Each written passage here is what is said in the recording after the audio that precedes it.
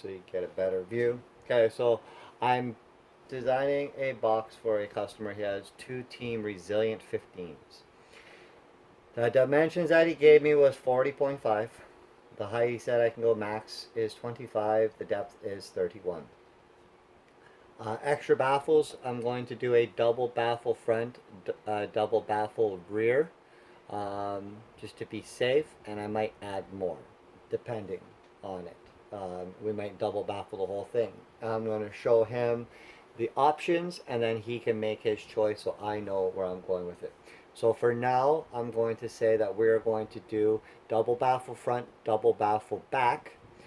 So I will put that there's going to be two extra baffles because it doesn't know where the baffles will be. It will always be the same because it doesn't realize if there's three on the front, one on the back, or if you take one from the front and put it on the back. It'll calculate the same information. Now, I don't know what these subs are, but I'm going to guess that they're, I don't like to use the sub displacement part. I rather use box bracing because it takes away volume as well. But I'm going to say each of the subs is 0.4 cubic feet. I know that the Orion HCCA 15 black coil series are 0.39, and they're roughly the same in area. So it's not going to be too far off. Port thickness 0.75 because the wood that we're using, 0.75 wood thickness. Number of subs, we're going to have two. It doesn't say on the site, but I do know that most of the Resilient Gold 15s are 13.7 cubic or 13.7 inch cutouts. And then the port, because we are doing double baffles, on this one, we are going to go with a port that is, for that, 1.5 from that is 39 by 5.25 by, say, 35. Now we are going to use 3 port walls, meaning that it's a slotted port, etc. And when we calculate that, that gives us a box of 4.74 each, 9.49 net volume, gives a gross volume of 18. Tuning is 34.29. You will realize that this number is off, usually by a hertz or two upwards. So if this is 34, I like to say that's 36. So because this way that this app works, it's not very accurate, but it's very good to give you this box area design. It tells you how big the port area is, port volume, how big the port actually is, and how much port area per square foot the box is. Tells you it'll play between 25 hertz to 68 hertz, subsonic filter set to 25, and your LPF set to 68.58. Now, with that information, what we are going to do now is I will go to my WinSD program. We are going to get out of this, close this one actually. I will get, what's this? So I will close this, aim that better so you can actually see it, sorry. So what we're going to do is we're going to go to a new creation of this. What I'm going to do is pick new project, select new, go to parameters, and we are going to select the information on these speakers. So this is a 15-inch woofer. You're supposed to calculate 1/3 of the rubber surround is by your cone area. Unfortunately, the site and everything that I've looked for does not tell you this. So what I am going to do is say that I know that the cutout is 13.7, so I'm going to say it's a 14-inch woofer. That means that the area of the woofer is 153 square inches, 0.938. So that's the first parameter I am supposed to put in. Now the resistance, these are dual 1 ohm speakers. Usually everybody goes down in resistance. And well, actually you're supposed to go up and then back down. So I will say that these are going to be rated at 2 ohm. because it'll go series first and then into parallel because his amplifier runs at 1 ohm stable. Then the next thing we need is QES. So now I will go into the site that they have this. I use either the company who supplied it. He has quite a bit of information. CarAudioDirect.ca. And it's pretty accurate on his site because I have compared both of them. So anyways, the QES is 0.34. Then the next thing I have to do is QMS. The QMS is 6.36, 6.36. Then I'm going to get the VAS, which is down here. And the VAS, which is also in liters on here. Sometimes it is in cubic feet, but it is 70.9. Then I need the FS rating, which is 29.3. And then I need to put in the X-max of how much the sub flexes. And this is in millimeters. Sometimes it does in inches, but it is 38. Now that I'm done that, I'm going to save. It'll bring up the name that I would like to save this under. As a tutorial showed me, put A first because then it puts it at the top of the list. Team 15. I'm going to put that in. It'll ask me probably to override it because I had one put in. But that's how you do it. So those are the parameters. You have to punch in these parameters this way. If you do not, this program goes funky. So the only reason why I overcopied that is because I went QES to QTS, then to VAS, this, that. I just researched it and I realized I'm not supposed to touch the QTS. I'm supposed to touch these ones. And that makes it so it's good to go. So anyways, now I can close that. Now I open and go into and find resilient it's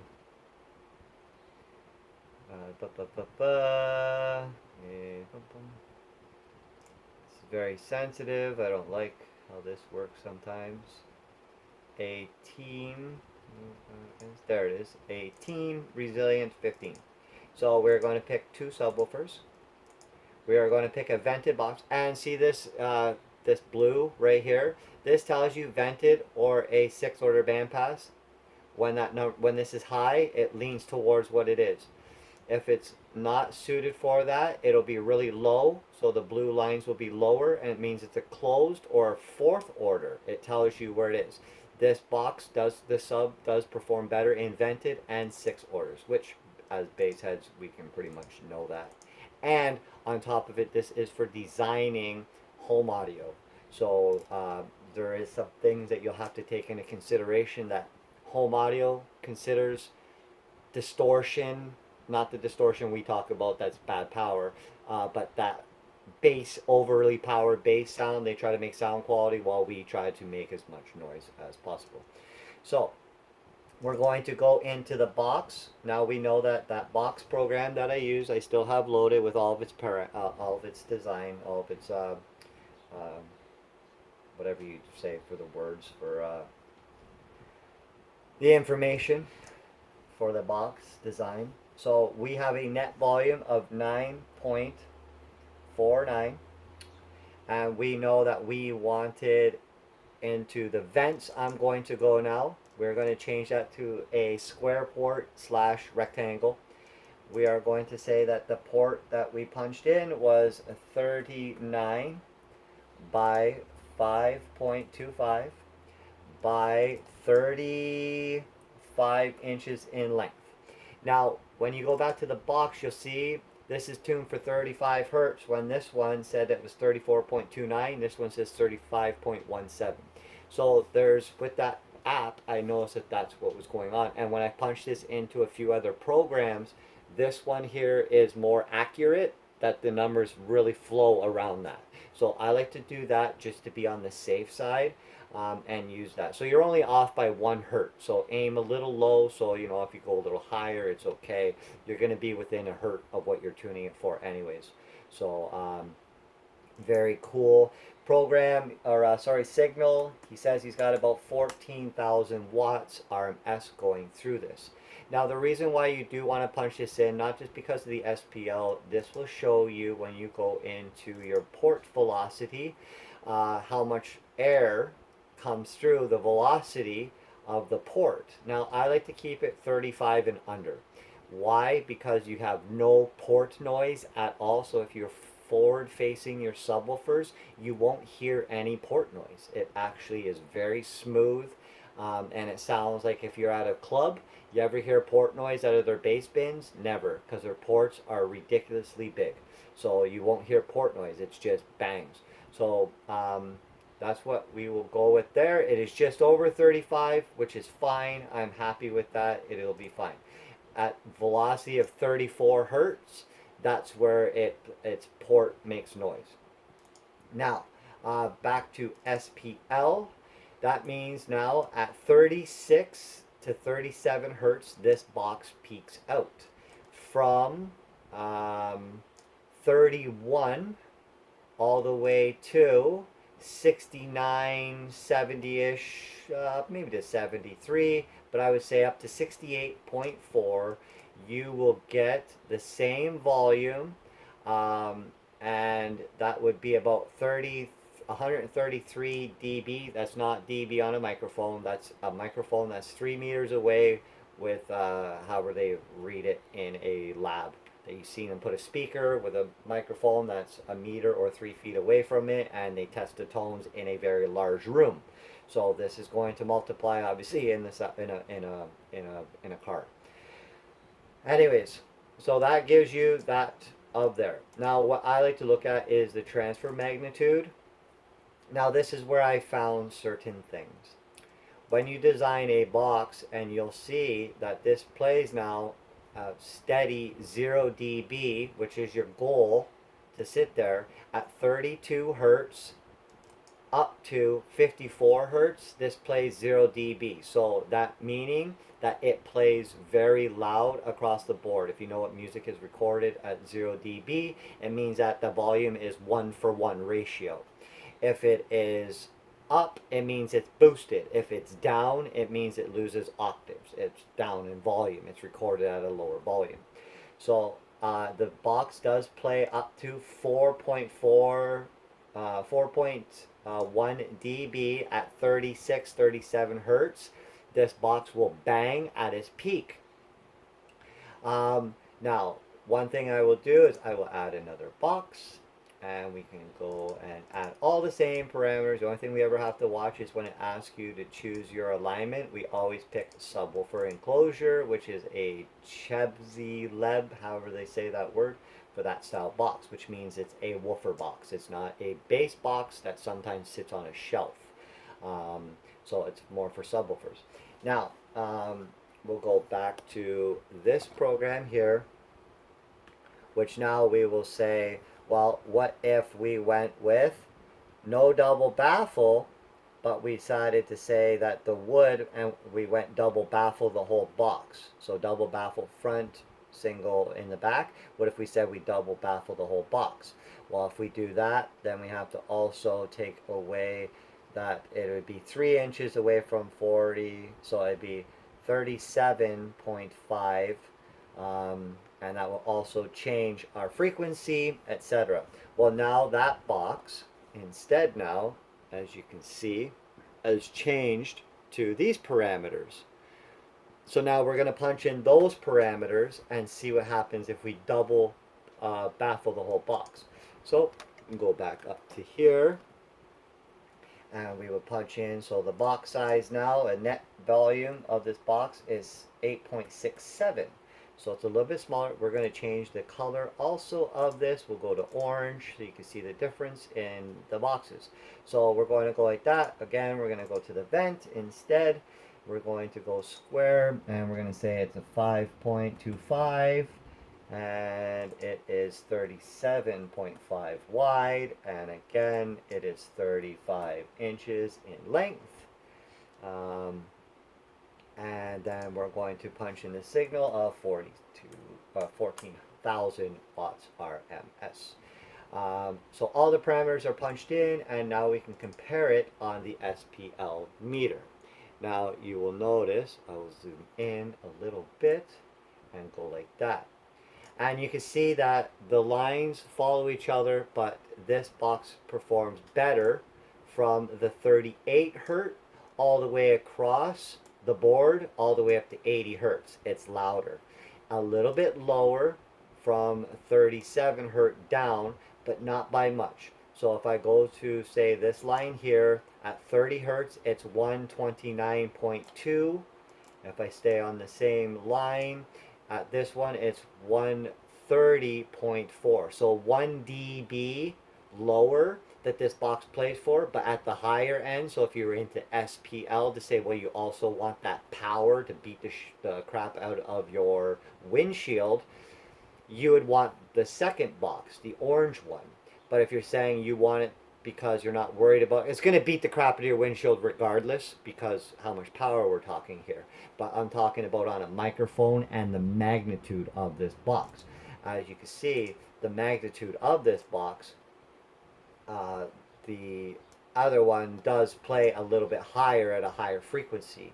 Now the downfall of that is now this box plays 0 dB, plays better from 32, but it also now has a cutoff of 58 compared to this box, which is 54 hertz that you say. So if you listen to a range of music and you're looking for more SPL, or more sound, sorry, of the higher end of music that's actually listened to, unless you're listening to like DJ Rustical, where it's bass enhanced, where it's lower frequencies, then again, you want the one that's in gray, not the orange, because it plays the lower bass notes, and you won't be playing music that is that high in the 50s. So this does not matter to you. Again, so we would go to another one. So I'm going to do is minimize this guy. I'm going to bring up where I already had 3 boxes designed. Same woofers, etc. So to me, I found the best box so far was the triple Baffle Box, which is orange, which is 9.4 net, tuned for 34 hertz. As you can see, it's the one that plays in between everything. It's the orange one. It plays in between everything, but you get the best of both worlds. You're a little bit lower, not much, a quarter of a dB, but that's at 40 hertz, which is more for microphones hitting. If you're saying you listen to daily music, I mean as in radio songs, not bass enhanced, nothing, go with the red. If you're listening to everything and you want the best of both worlds, you go with the orange. If you are listening to music that's so tuned stupid low because every song you have is a remastered, bass boosted something, then you can go with the gray, but that would be honestly my second to last choice, third last one, because I just don't think people use that bass. It's not to say that the orange one won't play that, it's just at 30 hertz. Anything below that falls off an octave, which is roughly like a half a dB to a dB that you'll lose in volume. It'll be like you turned your volume down 1 notch, or your dial on your bass knob from a 10 down to like a 9 or an 8. So you'll only see a little bit of a difference. So again, that's the box that I would recommend.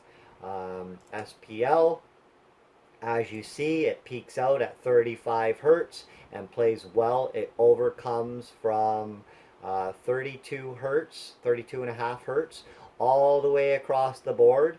It beats out what is the stock box, which says to claim it between 32 to 34 hertz.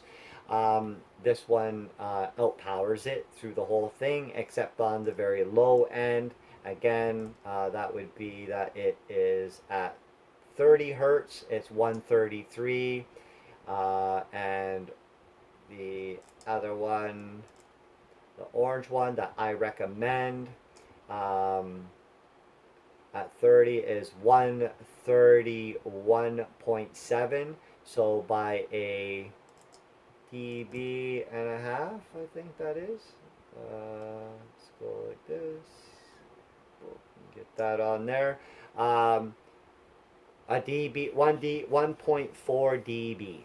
It plays at 30 hertz. Better is the lower tune 32 hertz. But you lose from 32 hertz and up, you lose all the way across that board. As you can see, that slope that follows in here, this here, you want this. Look how much all this area, all that open space. I will get rid of this guy because it's really tuned high, so you can actually see just the two. Look how much bass you get overall on all of the notes and higher playing, all the way from 32. All that area is much better than trying to gain and keep this, which you can see this slope that drops very fast for SPL purpose, just for that little bit of a lower end. So I would recommend that box. So it's that. Again, so if we go back to the ones that we already had, again, so as you see, that box was 9.41. I got 9.490 on this box, tuned at 35 hertz, plays a lot better. That's the one that I would recommend. You can see the difference in it. That's the idea of the area I would tune. I'm going to look at the numbers to see what I can really do and break it down for you, to say, do we need to double baffle this, or do we just put in extra strong bracing between here, put in extra poles? That way we can get more space. If we can get more space and tune it for a frequency that's in this ballpark, then it will be louder for dBs overall, and we will fine tune it. So that's the ideas between all of these boxes, so you can get an idea of how much I actually really do research and try to find informations about it. And then I think we could go on here. This should show up now, which is